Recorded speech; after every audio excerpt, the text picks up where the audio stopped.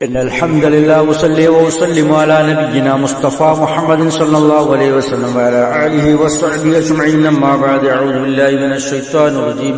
بسم الله الرحمن الرحيم. أم كنتم شهداء إذ حضر يعقوب الموت. സൂറ ബഖറ 133-ാമത്തെ ആയത്ത് അല്ലാഹു സുബ്ഹാനഹു വ തആല വിശദീകരിക്കുന്നു. കഴിഞ്ഞ ആയത്തിൽ യാക്കൂബ് നബി അലൈഹി ഇസ്ലാമിന്റെയും ഇബ്രാഹിം നബി അലൈഹി ഇസ്ലാമിന്റെയും വസിയത്തിനെ കുറിച്ച് പറഞ്ഞിരുന്നു. അവരവരുടെ മക്കളോട് പറഞ്ഞത്, നിങ്ങൾ മുസ്ലിമായി കൊണ്ടല്ലാതെ മരണപ്പെടരുത് എന്നാണ്. യഥാർത്ഥ ഹഖ്ദീനാണ് അവർ പറഞ്ഞത്. അതിന്റെ തുടർച്ചയായി അല്ലാഹു സുബ്ഹാനഹു വ തആല വിശദീകരിക്കുന്നു. അം കുൻതും ശുഹദാ, അതല്ല നിങ്ങൾ അവിടെ ഹാജറുണ്ടായിരുന്നുവോ? യാക്കൂബ് നബി അലൈഹിസ്സലാം മരണാസന്നനായ സമയത്ത് നിങ്ങൾ അവിടെ ഹാജരുണ്ടായിരുന്നുവോ എന്ന് നിഷേധ രൂപത്തിലുള്ള ഒരു ചോദ്യം അല്ലാഹു തആല ചോദിക്കുകയാണ്. ആരോടാണ്? ഇസ്മായിൽ നബി അലൈഹിസ്സലാമിന്റെ പാരമ്പര്യം അവകാശപ്പെടുന്ന അറബി മുശ്രിക്കുകളോടും അതുപോലെ യാക്കൂബ് നബി അലൈഹിസ്സലാമിന്റെ പാരമ്പര്യമാകുന്ന ബനി ഇസ്രായേൽ പരമ്പര അവകാശപ്പെടുന്ന യഹൂദ ക്രൈസ്തവരോടും അല്ലാഹു തആല ചോദ്യം ഉന്നയിക്കുകയാണ്. എന്താണ് ആ ചോദ്യത്തിന്റെ പൊരുൾ?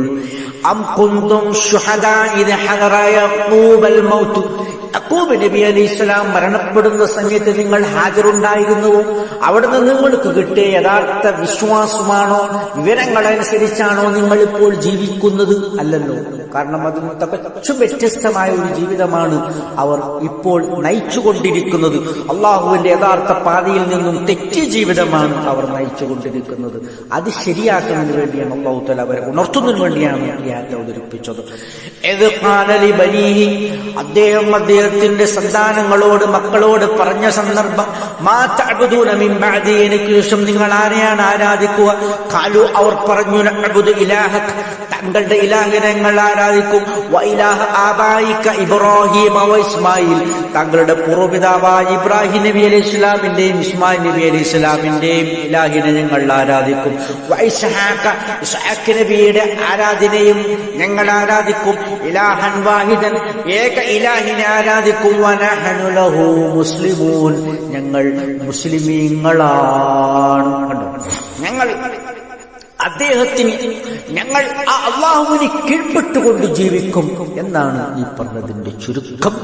ഇതാണ് യഥാർത്ഥ ഇസ്ലാം എന്ന് ആ യഹൂദ ക്രൈസ്തവർക്കും അറബി മുശ്രിക്കുകളുടെ മുന്നിലും അല്ലാഹു തആല വരച്ചു കാണിക്കുകയാണ്. ഇത്രയുമാണ് ഈ ആയത്തുമായി ബന്ധപ്പെട്ട് നമുക്ക് പറയാനുള്ളത്. ആഖിറു ദഅവാനാ അൽഹംദുലില്ലാഹി റബ്ബിൽ ആലമീൻ.